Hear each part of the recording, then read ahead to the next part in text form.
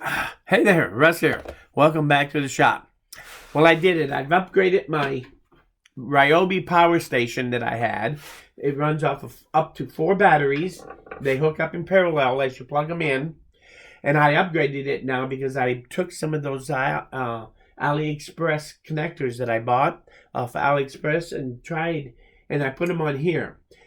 Before, I used to use my own shop-made ones, and it was version 1 that I was using, which, honestly, my version 1 connectors weren't all that great.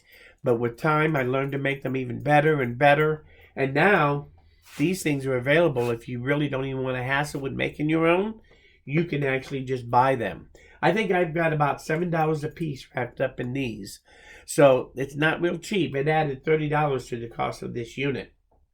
But if you do want to make it on the fly, make it cheap, that's one way that you could save quite a bit of money in making your unit. So, it quite simply is a 4P power bank. Hey, I know I love you too. Now go away. Go on. Out. Come on. Yes, it's her. She's just pestering. But anyway, the whole unit works really well. It weighs, probably 15 pounds, if I took a guess. Obviously a little more when you put 4 batteries in it. I did put a handle on it, and this handle actually rolls up into a little roll, and I have a clip that goes on it to hold this rolled up here.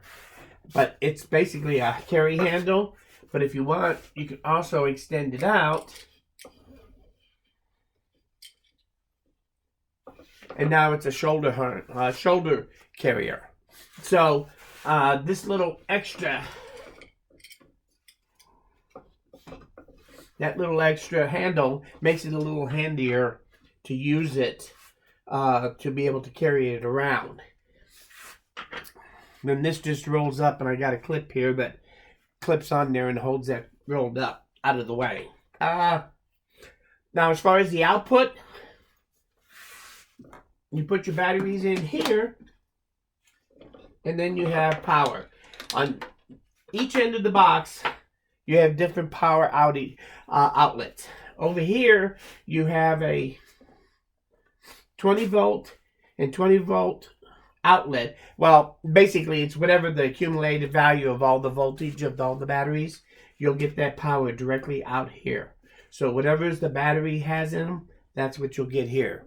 I also put a step-down converter on it, a buck converter.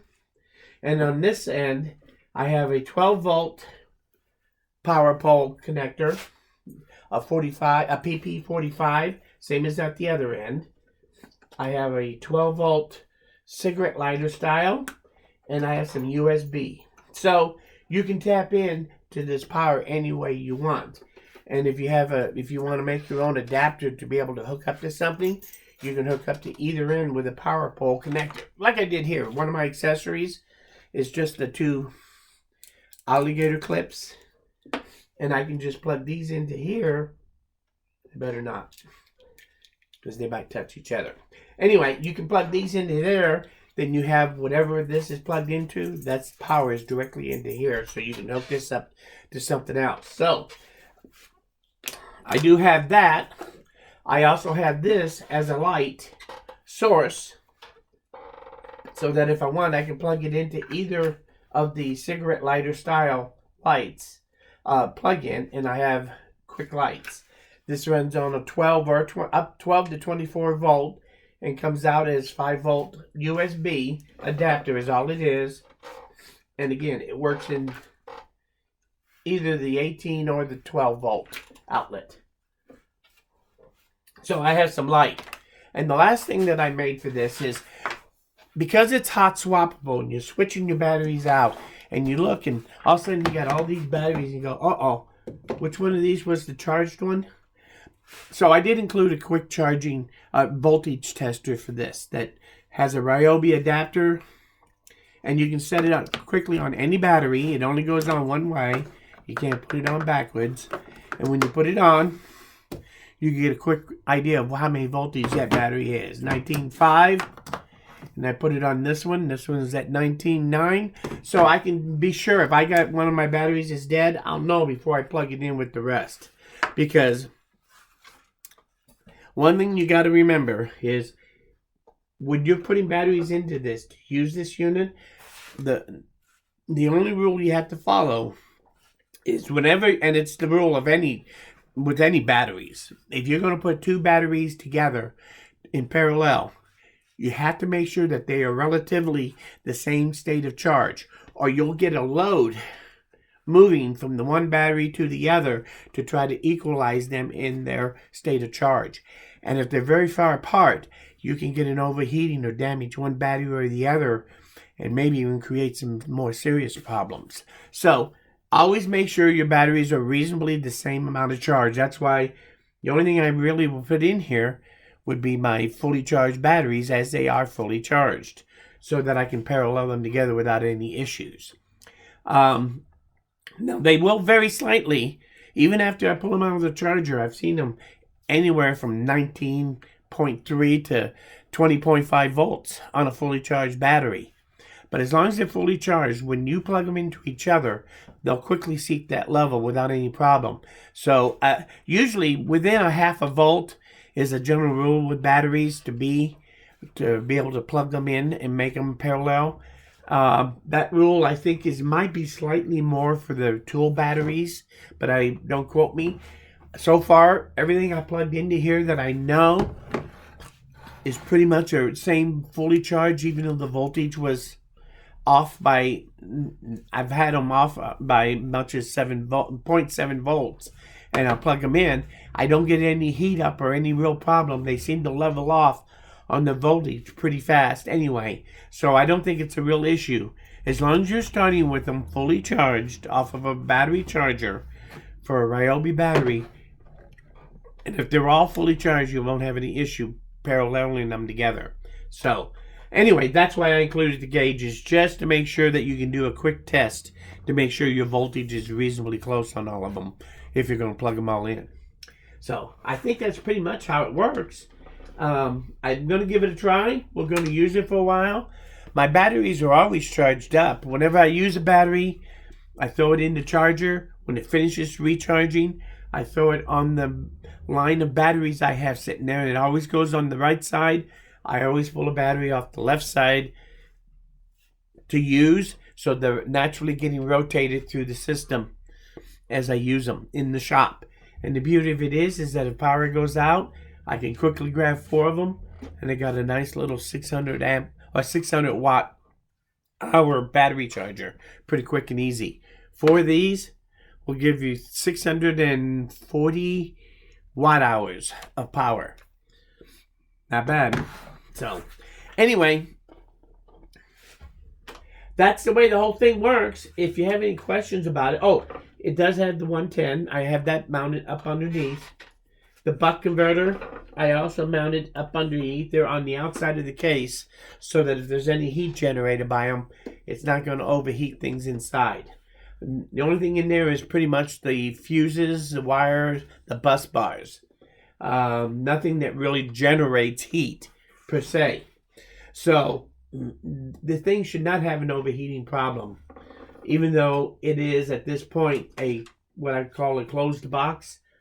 There is no real venting, but I don't know that it really needs it. If I decide it does, I'll let you know, and I'll put a vent in it some way, somehow. But right now, I haven't seen any reason to put a vent or a fan on this system the way it's designed.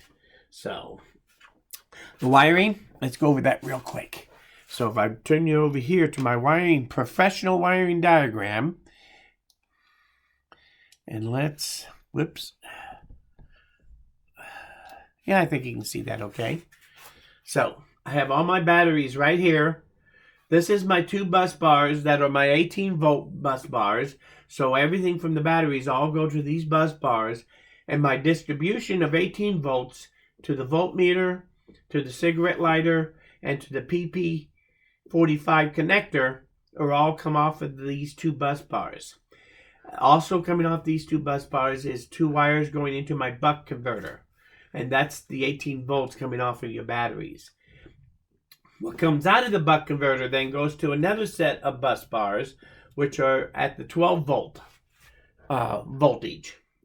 And those go in, and then coming out of them is my hookup to my inverter, my 400 watt inverter. Everything has its fuse on it, but I also have the cigarette lighter connection, the USB connector, and the PP45. So I can plug into the 12 volts on this side and to 18 volts on the PP45 on this side if I want to draw out 18 volts with the connection. So I have several ways that I can draw the power out of the unit. If I want a special connector, I can quickly make it myself and adapt it to either this connector or this one if I need a higher amperage output of it. So this one will go up to 10 amps without any problem. This one you can get up to 30 amp pull on it. So that's basically how the electrical works on it. Just make sure you have your fuses in the right places on all your different circuits so that they don't accidentally cause damage. So anyway, I think that's about it. That's the whole, there's nothing much to it. What I like about it is that if my batteries, if I have this in use, they are hot swappable. So it means that if I want, they'll get low and I'm going to have to, as long as I have 4 more batteries or any number of batteries, I can switch them out one at a time and pull 3 of them out, put 3 of my new ones back in, pull the 4th one out and put a 4th one back in of newly charged, and I have 4 new ones without interrupting the power. So that makes it convenient to use it as a hot swap so that you don't have to turn things off in order to replenish the power of this thing. So that's just one more convenience that you get because you're using a swappable battery. So anyway, I think this is a great system. This is very similar. If I didn't mention it already, I should mention. This is very similar to the concept that a new system came out in the last year called Runhood. Now, I've had this thing for 4 years, and now I think it's better than ever with these new, I do like these new plugins. But the Runhood is similar to this in the fact that it has swappable batteries also. And you can use the batteries individually with them, or you can just plug them into the power unit and use it for that unit. So, and it's like a 600 watt unit, so it's a pretty hefty power unit. Anyway, that I would put that comparable to that, except the price. I got less than $100 here, very easily. I'm already using my batteries. I bought them and using them in the shop, so that didn't really cost me any more than it would be if I was to buy the batteries and build a unit including the batteries. So I might as well use these batteries if they're not in use. And that's the nice thing about that. It gives me one more thing I can do with my Ryobi batteries besides just sit on the shelf or run a power tool. So anyway, I kind of like it. I'm going to be using it for a while. I may make some more changes to it. I think I would like to put a power meter on it instead of just a voltmeter someday. But we'll see. That remains to be seen if and when I'll do that. If you want to make your own, you have questions or thoughts about it, or ideas, or any way to improve this, let me know. I'm always looking for new ideas, and I always appreciate reading your comments. So just leave them in the comments below, any of your thoughts. I think that if you want to build your own, they're not hard to build. You don't need a whole lot of electrical capability in order to do it. If you want to see the inside of this, all my connectors are mostly either with a crip spade type connector to hook it to the bus bar, or they go into a Waco lever connector. And I use the lever connectors that are rated at 30 amps on all of the ones in there. That's one of the improvements I made over before, because before it was done with all wire nuts. And wire nuts and I do not get along very well. I don't like to use them, but I use them when I had to in the past. Not now. So if you want to see the insides of this, I can show it to you. There's really not much to see because it is very crowded in there from all the wiring. But it does work. Wire 4 battery outlet. And that's just what I decided I would go with. At the time, when I looked at how many batteries I had and being able to switch them out and stuff, I decided a 4 battery one was good enough for me. If I had to do over, I probably would make this about 4 to 6 inches longer and have 6 of them instead of 4 for the capacity increase. Then you could probably put an 800 watt inverter on it instead of a 400 or 600 if you had up to 6 batteries in there. So that would be up to you. Plus, now you're talking about close to 980 watt hours with 6 of these batteries. So you can very quickly have a pretty sizable power pack by using nothing more than your tool batteries that are just used around the shop. So, and these are very affordable. And that's the other thing about this type of system is that these batteries will go bad sooner or later. All batteries do. And when they go bad, you just replace the battery and you can continue to use the unit, as opposed to most of these power units. When the battery goes bad, you have to replace the whole unit. You can't replace the battery is not serviceable separately. So this makes it nice because I can increase. I can buy more batteries, so I have extra batteries on hand if I find myself using this a lot. So there's a lot of versatility to being able to use it. I do not have charging on it. I figure if I'm going to charge them, I take them to the normal battery charging station and charge them up like I would normally anyway. If the power is out, eventually I do want to make it what I call a solar power station that I can charge my batteries up from that station, which will be here in the shop. So I'll be able to take these in when there's no power and still be able to charge these up. And that's for a later video.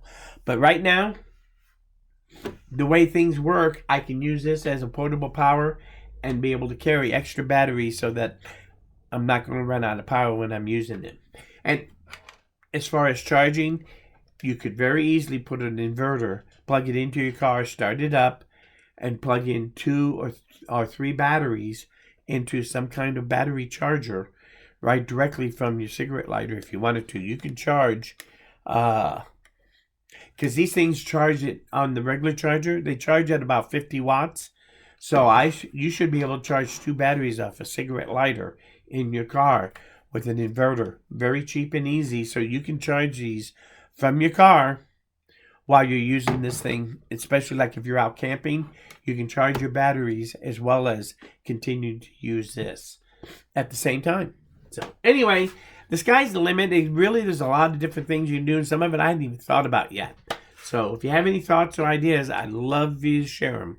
And I'm sure that some of the other people that watch this would appreciate your ideas too. So anyway, I think I'm going to let you go. This is just another OTB Thinker moment. I've been wanting to work on this. I'm very happy with the improvements I've made.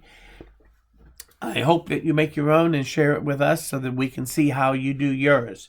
And I'm sure yours will be even better than mine. So just leave your comments down below. If you learned something here, you like this video, hit that like button. Lets me know that I'm doing something right. Most importantly, though, please come back again, because around here, I'm nowhere near done. Thanks. We'll see you guys again very soon.